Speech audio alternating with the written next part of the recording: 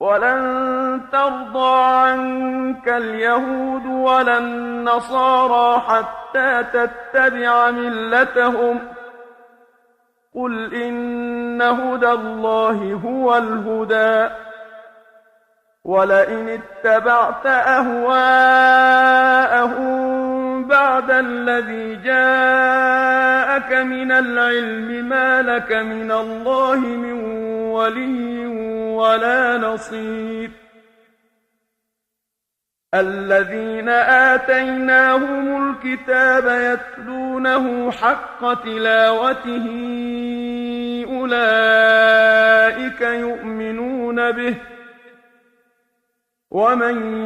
يكفر به فأولئك هم الخاسرون يا بني إسرائيل اذكروا نعمتي التي أنعمت عليكم وأني فضلتكم على العالمين واتقوا يوما لا تجزي نفس عن نفس شيئا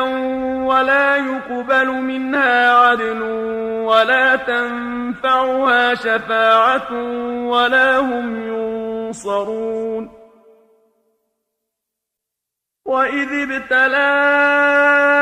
إبراهيم ربه بكلمات فأتمهن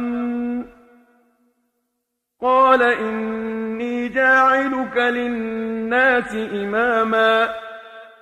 قال ومن ذريتي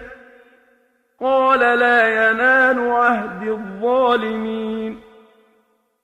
وإذ جعلنا البيت مثابة للناس وأمنا